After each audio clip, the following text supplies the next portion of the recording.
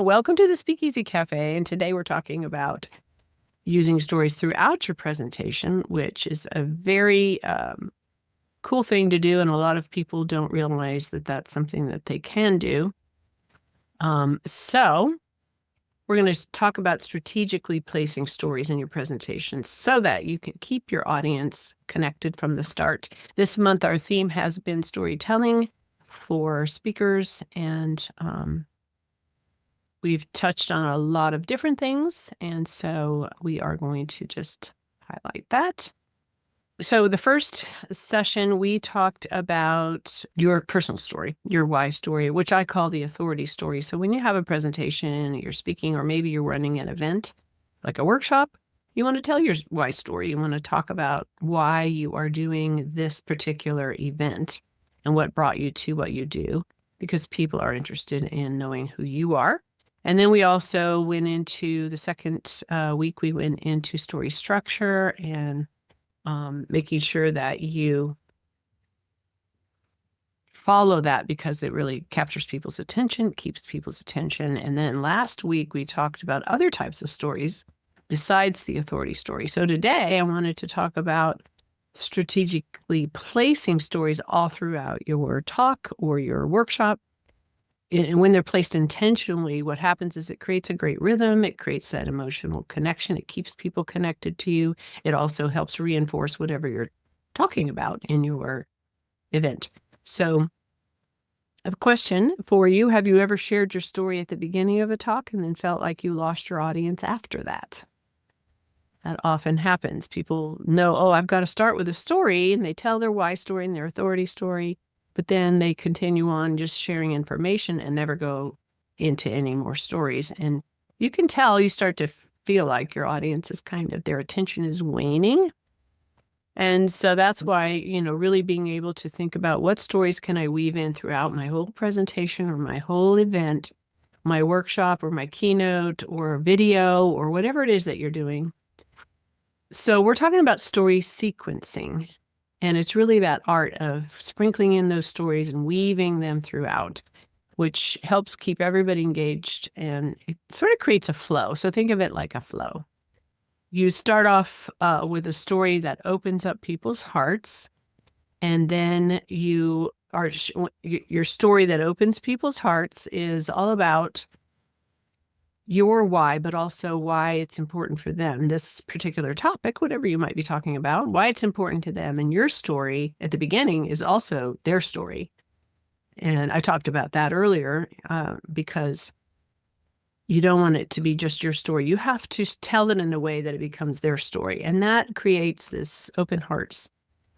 People begin to be connected emotionally. They begin to open up and more receptive, frame of mind to hear what it is that you're going to talk about. It's very captivating, right? So then you can flow into a story that illustrates a concept. So as you're teaching your content, you're sharing your content, share stories that illustrate what you're talking about. And they can be sort of like metaphors.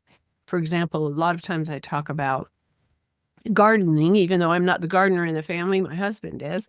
But I'll share a story about, our peach tree, for example, that the first year didn't bear any fruit. And then the second year, it started producing some peaches. And then by the third year, there were so many peaches, we couldn't keep up with it. The whole tree was just filled with these peaches. And there were peaches on the ground, and we couldn't give them away fast enough.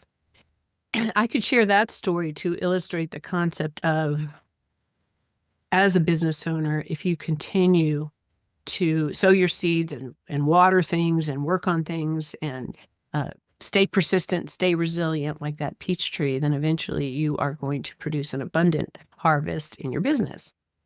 So that's an example of using a story to illustrate a concept, because when you do that, people will remember it more. They'll be able to,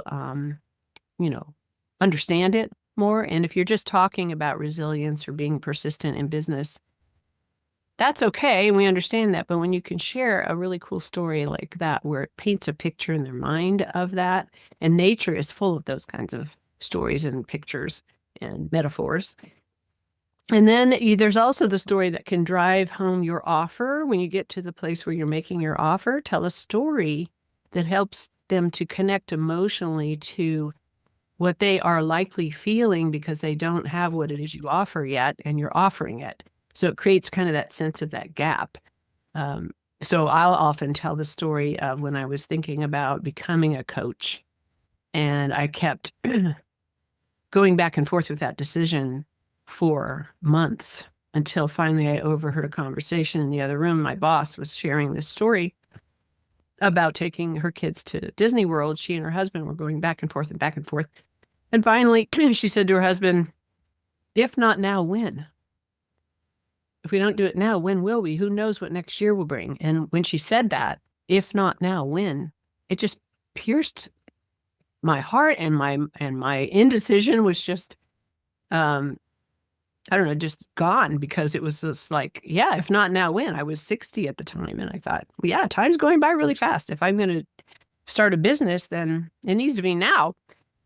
So I'll share that story because it connects to that emotion of trying to decide whether to step into the next level. I'm about to offer them my bigger program. And oftentimes they're feeling that hesitancy and that fear. Maybe I shouldn't do it now. Maybe I should do it later. And so I share that story and really drive home the idea of, if not now, when? When will you take a chance? When will you invest in yourself? So that emotion that I was feeling is also the same emotion most of them are going to be feeling, and that's why they're there at my event. So we've got story to open hearts, story to illustrate concepts, and stories to drive home your offer or that feeling of taking the next step with you. And if you weave those stories in throughout, you're going to have their attention. They're going to understand more. They're going to lean in. They're going to be engaged. So let me share with you the 3 core places to use stories in either a presentation or in your own event. And that openers, the connection story, I call it the authority story. Right out of the gate, it grabs their attention. This should be something personal, relatable, connects to your core message. I don't have time to go into that in depth, but it's really, really important that story connects to what you're teaching them in the workshop. One of the mistakes a lot of coaches make, or any kind of speaker makes with that story, is they tell their, maybe a story in their life that they overcame a trauma, or they overcame something, or they learned a bunch of things, they went through a journey, but it's not really directly related to what they're going to talk about in the workshop. It's just sort of their story. And that really creates a disconnect. So, tell a story that relates to the message or the topic that you're teaching on. Why do you teach that topic? What's the story there that brought you to that particular topic? I teach people how to host online events. Why do I teach that? That's the story I need to tell, not why I became a coach or the trauma I overcame from my 20s when I finally reached my 50s. That's a story, but it's not the story that relates to what I'm teaching in that particular workshop. So here's an example. I remember sitting at my desk with 0 clients, wondering if this coaching thing would ever work. That would be a great story to tell. And I tell something similar when I am talking about, doing events, because I struggled a lot at first when I would do my events in converting the offer and making money from doing it. So I'll tell that story. And then in the middle of your workshop or your presentation, you can start supporting your teaching points with those everyday stories, teachable kind of stories, metaphor kind of stories, or client stories, for example. And that helps create those aha moments, like you're sharing a point, you're sharing a piece of education, you're sharing a piece of information, and then all of a sudden you tell a story, then they're like, oh, now I get it. So for example, if I was teaching on visibility, how to get more visible as a coach, I could share a story of a client who went live for the very first time on Facebook and what happened, and a shift that happened and how they felt and that kind of thing. So that it shows people what's possible for them because they see it in the story that you're telling. And then, of course, your closing story, this should inspire and bring vision, like the story I was talking about earlier about the if not now, when, to inspire them to take a leap, to take a risk, to to step into that something bigger, and not wait.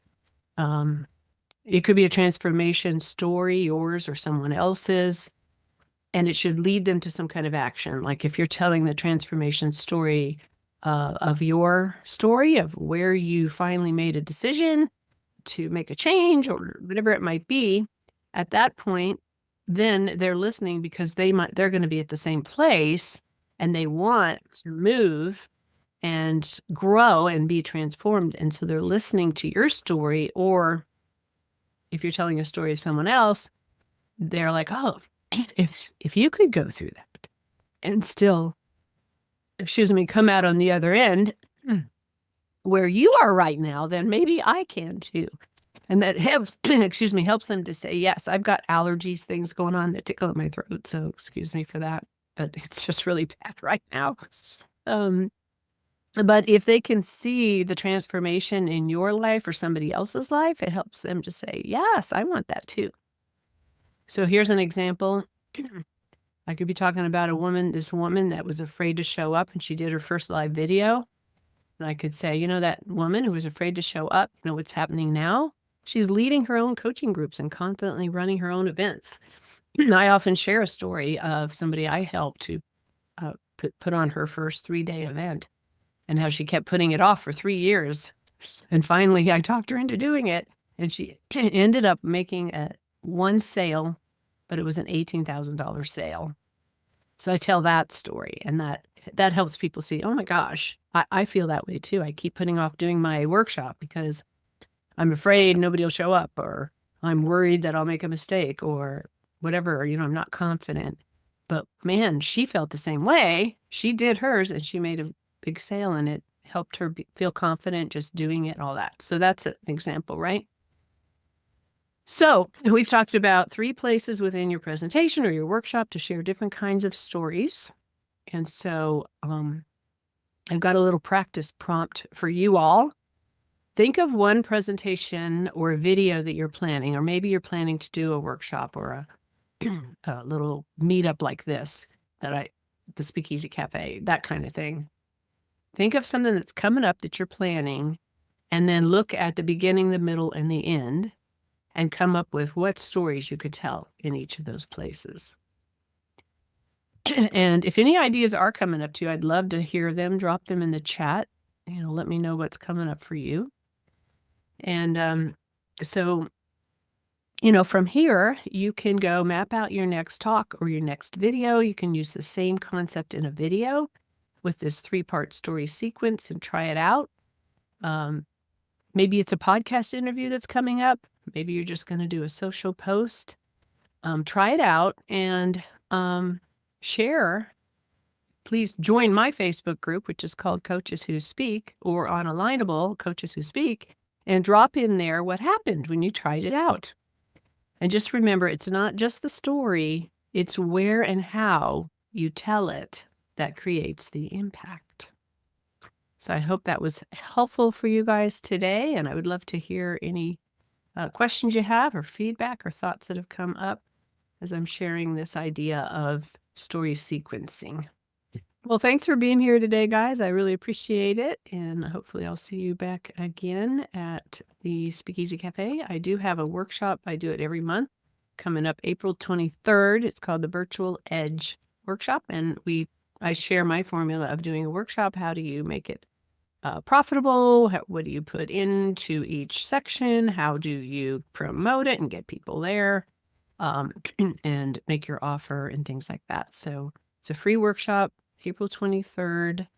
I can put that link in here as well. And it is coming up soon. It's called Virtual Edge Workshop. I'd love to see you guys there. And of course, we'll be back here next Monday. So I hope to see you guys there.